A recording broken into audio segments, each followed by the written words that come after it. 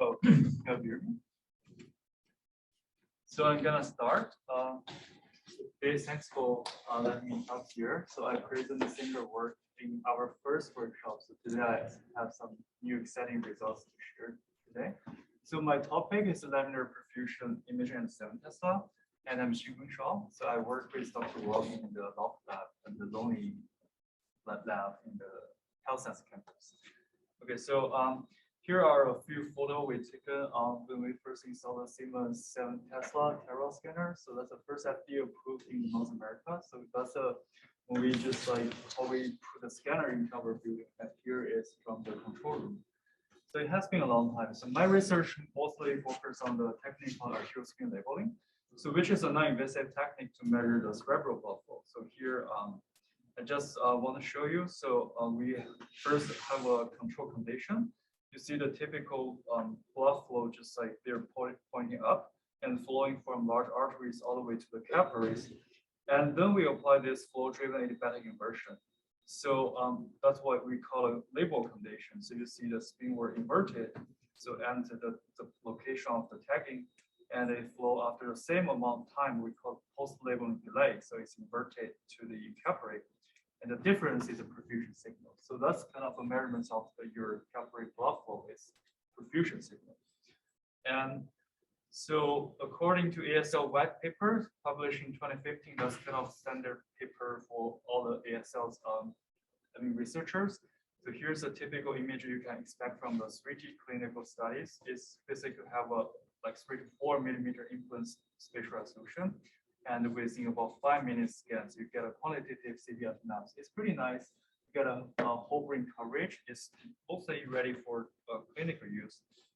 And however, there's another major limitation of the ASL is always a low SNR, because only a small fraction of the signal will label enter the large arteries. And also we are experiencing a Q1 PK during the post-labeling delay. Especially, it's important to note that the ASL has really low sensitivity to capture the brain activity. So we don't see much study to using ASL for fMRI as well. So there are several advantages of ultra-high field ASL. First, the SNR increase superlinearly with field sprints. So we can expect from the basic math from 3 to 7, we can get about 3-fold SNR increase. And also the Q1 is longer than 7 Teslas because we have decay of the ASL signal. So we have another 30% SNR increase from 3T to 7 Tesla. So here's a simulation study showing if you jumping from 3 to 7 here. For Picasso, you basically have about like more than 3-fold SNR increase. So that's a lot for ASL study. You can imagine if you have 3-fold SNR increase, you can achieve much higher spatial resolution and higher SNR. So here's a comparison study of the 7T and 3D images with increasing spatial resolution. You can see if you push it to about 1 millimeter spatial resolution, it's much, much better when you do on 7T compared to 3 Tesla. So there are also challenges on 7 Tesla, the B1, B0 home field inhomogeneity. So I really like the 0.55 Tesla. They have almost no B1, B0 issues. And their T2 star is also longer, but those are problems for ASL and 7 Tesla. So one inherent thought is to using 2D accelerated acquisition. For example, here's a ASL image acquired with SMS, TFL, Picasso, and 7 Tesla. So you can see it's pretty much a whole brain coverage and voxel size about 2 by 2 by 5. It's pretty nice. And if we want to push forward, if we can get a 2 isotropic millimeter spatial resolution, we may need a higher SMR. So 3D acquisition offers higher SMR, but it suffers to your decay, the decay induced by the shorter T2 and T2 star.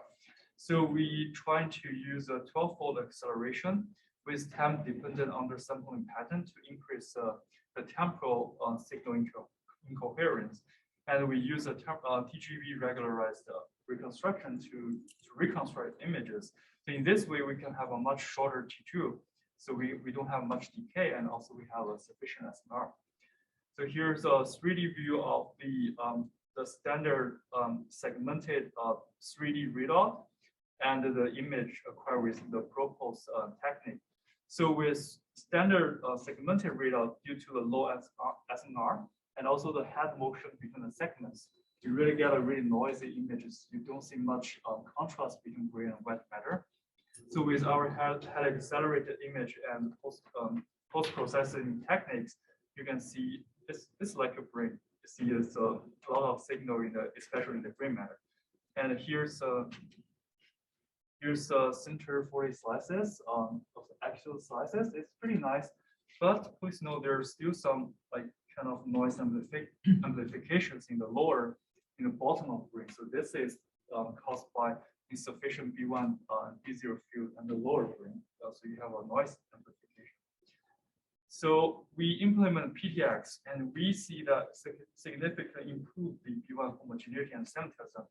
So on the left side is a PTX showing the B1 map, and on the right side is a single transmission. We also put the electric path there. So you can see the PTX system dramatically improved the field homogeneity. You can see the COV reduced from almost 40% to only 20%. So especially in the lower brain area, so below cerebellum is a significant improvement.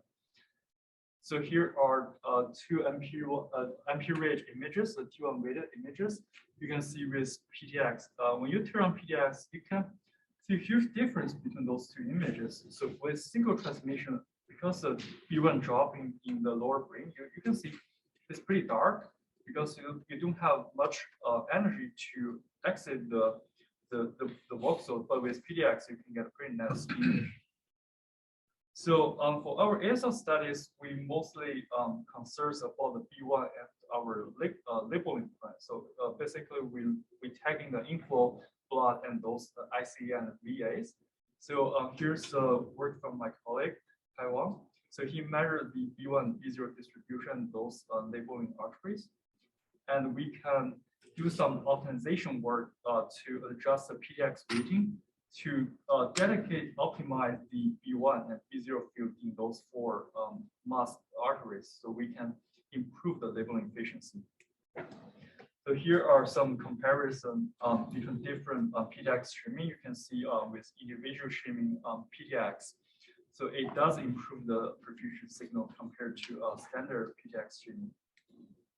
And here are some comparison between 3T and 7T. You can see the SNRs improved a lot, even in 7T, even considering such B1 homogeneity. Okay, so here is the main topic of today's talk. So, so my recent research mainly focused on the measuring layer-dependent brain activity using ASL. So why we want to use ASL for FMR? So the major reason is the first thing is the typical FMR measured by both. So the large portion of signal is driven by this draining event signal. So you have a lot of susceptibility effects. However, for the ASL, so we're thinking the ASL signal mainly remains in the coverage because we don't see much signal. I mean, they're still inside the coverage, so it's closer to the set of the neural activation. So we can see the ASL has higher specificity, and it also has faster homodynamic response. So using ASL, you can get a closer look and to where you really have your neurons firing. So here's our proposal. We propose to acquire a spatial resolution about 1 isotropic millimeter. So it's not high for structured images, as Kevin showed earlier. You can achieve like really like 660 micron. But for us, 1 millimeter is a big challenge because ASL has only 1% signal of the relative to the tissue signal. So our strategy is to acquire smaller image volumes. In this way, we can have a fewer encoding steps. So by acquiring this smaller volume, so this is about 100 millimeter and about 24 slices, you can see it's pretty nicely covered our target of interest. For example, here's the motor cortex M1, so the omega shift. So we can study the motor functions using ASL at this time. So and also we adjust our new labeling strategy. So instead of tagging the large arteries, we move our labeling plan to the higher slices So for example, this way we can simultaneously perpendicular to MC, PC, and AC. So basically cover all the blood supply to all the brain areas. So by doing this, we can have the benefits is we have higher V1. We don't have to use PDX. So this is a single PDX, single transmission study, and you can click and run. So it has a higher B1, B0 in this labeling locations. And also we have a faster transit time. So which means you can use a shorter post-labeling delay until your signal reaches your brain areas. And the flow velocity is slower. So we can adjust our labeling scheme to achieve 80% labeling efficiency with only 75% of the SAR limit, which is amazing. We don't even push the SAR that much, but that's only 75% of the limit. Sometimes on 3T you have to adjust your TR, but we still have plenty of room to do that. So here are some resting state perfusion signal. So here are 3 slices of the control images to show you the structure we are looking at. So here are the perfusion images we get on 3 post-labeling delays. So which is the time between your labeling and you wait and until they go to your image slices. So and the shorter wait time, you can see a lot of signals. So you can see those bright signals are still in compared to control signal. You can see they're still in the pure surface. So you wait a little bit longer and the longer you can see majority of signal goes into the gray matter. So that's how the ASL travels from the large arteries to the draining arterioles and goes into the capillaries. And here's the SM resting state CBF map.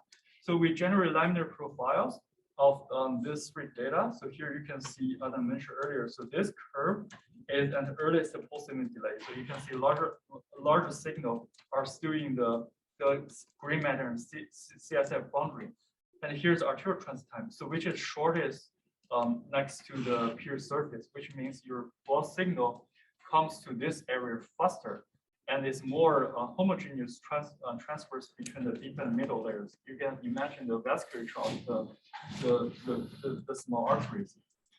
And here's the optical imaging of the ex-vivo data. So here's a vasculature of the M1 and S1. So if we draw this box and get a vascular density, so you can see it's matched pretty well from our CBF distribution. So it's peak in the middle layer, but shifts towards the superficial layer a little bit. So that's kind of a validation of our technique. And also we apply our technique to do ASL FMR experiments. So this is an interesting study. So when you imagine, actually, when you do the fingertipping, so only a small part of your brain is activating the most. So you're generating a signal to control your fingers to do this single task to the fingertipping. And also when you're brushing your fingers, so you get a sensory, but you don't move. So that's the same area of your brain cortex, but you only get a signal input, not output. So that's why we want to study the cortical layer dependent ASL response to see if we can see such difference when you do the fingertipping or the finger brushing task. So we repeated our experiment 4 times, and each time is 10 minutes. So we also counterbalance the order of the task, the resting state, fingertipping, and finger brushing. And we also get the resting state data. So here are the ASL data. So on the top, it's a resting state CBF map. And here is a CBF map, you have a finger tipping task. And the bottom is the ASL map, which you have a finger brushing task. So in those 2 zoomed windows, you can see the difference, which is the CBF increase induced by the finger tipping on top and the finger brushing on the bottom. So you can see the significant difference by just looking at those 2 images. So when you do the finger tipping, so along the gray matter, so the darker area, you can see there are 2 peaks, one towards the superficial layers and one towards the deep layers. However, in the finger brushing scenario, you only see like a weaker response and also mostly focus on the superficial layers. So that's a difference. We're happy to see this because to demonstrate our sensitivity of our technique. So here's our hypothesis. So this is explaining, so here's the superficial layer, here's the deep layers. This is your green matter, which is like 3 to 4 millimeters, which is really like tiny structure. But within this structure, when you do the finger tipping, your brain like received like comments from your sensory cortex and premotor areas. So you have a response in your superficial layers. And also your brain generates like you generate signal to the spinal cord to ask your finger to execute the finger tipping task. So you still have the signal output from deep layers. So that's why we see two layer response in the superficial and deep layers. However, when you do the finger brushing, you only get a sensory input, but you don't have the spinal output. So that's you only feel it, but you don't do it. So that's you have a weaker response in the superficial layers. So here is a laminar profile of the relative CBF absolute. We just subtract the signal, and relative. So we just divided the signal of the CBF response induced by finger tipping and finger brushing across every 6 subjects. You can see the CBF. You see a very clear 2-peak response during the finger tipping task, but for the finger brushing, you only have a relative smaller peak in the superficial layers. And also for the bold response, you can see through the finger tipping, you seemingly to have such 2-peak response as well, but the majority of signal response happens to in the superficial layers. So that's what I mentioned earlier. Is driven by the vein signal in the superficial layers. So we also do the FMR study for the visual task. We can adjust so the same labeling location, but we can put our image volume to the V1 to visual cortex. So we ask the subjects to pay attention to the left or the right visual field, to pay attention to those the checkboards. So it happens like once every 8 seconds. So they have to pay attention to this.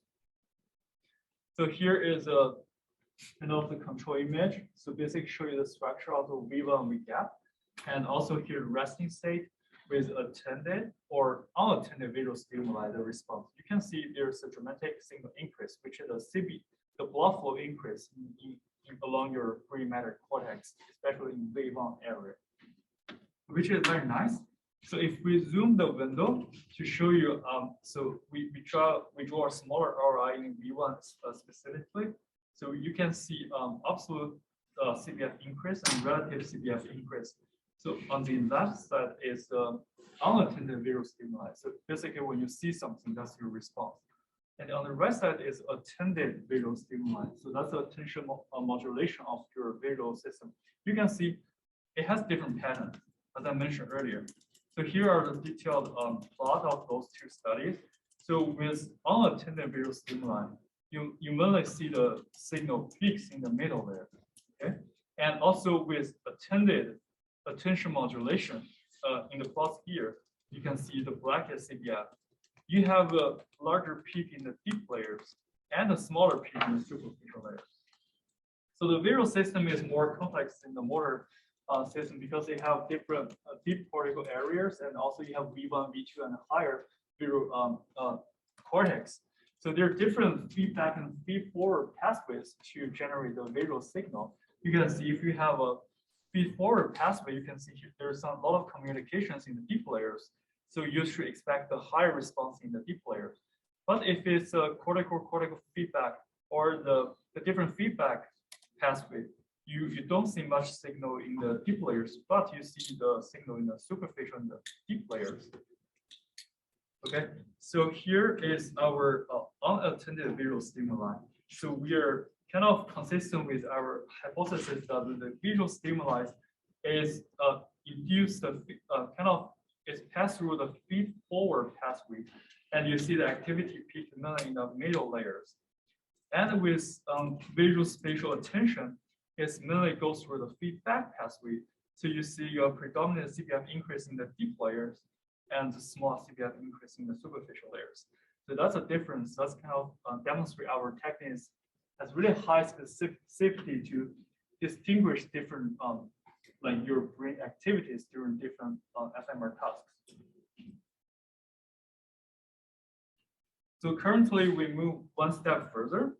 So we are trying to using the same idea, the zoom acquisition and ASL labeling, to get a concurrent laminar CBF, the blood flow, CBV, the blood volume, the T2 weighted volt, and CMRO2. CMRO2 is the cerebral metabolic rate of oxygenation. It's kind of a metabolic measurements. So it's closer, one step closer to your neural activation. So how we do this? So here's our sequence diagram. We have this inversion possible background suppression, but we can adjust the timing to kind of generate the visual contrast. I can explain more in details if you're interested. But basically, due to our limited coil coverage, so all the blood flow only invert one, fresh blood only have one inversion.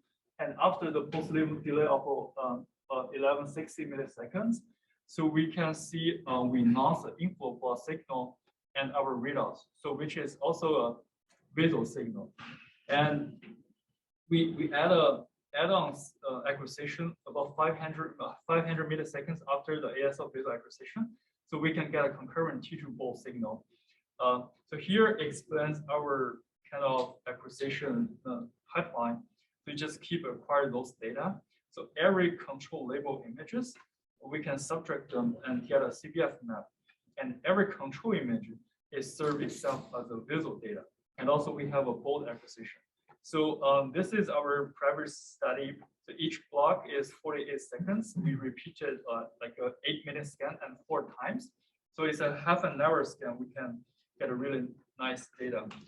And also we can estimate the blood volume from the visual data and also the CMRO2 changes according to previous studies. So basically you can estimating the kind of susceptibility changes based on your bold signal. And you also have your visual changes of your blood volume. Together, you can estimate your OEF changes, and we already have CBF from ASL, and then we can finally estimate the CMRO2, which is really amazing because you have all the measurements you can get so far, and then you can really look at your metabolic response of your neurons. So again, here is expected neural activity. So when we're doing nothing, so your neuron just like relax some base activation. But when you do the finger tipping, you, as I showed earlier, you have a really strong input in the superficial layers and also a very moderate spinal output in the deep layers. As you can see, for the positive response is expected from your CBF increase because you have more blood flow, and you also have a negative visual response. You have a decreased blood volume. So here are some just like laminar images I can show you. But here's our laminar profiles I want to show you. As I mentioned earlier, the CBF, you can see a really nice clear 2-peak. And for the visual, it's a negative 2-peak response as expected. And also for the CMRO2 changes. So one surprisingly, we can see, because of the model, we may still need justification for a while, but we see a higher response in the deep layers. So I just searched this image last night because we have more neurons in the deep layers.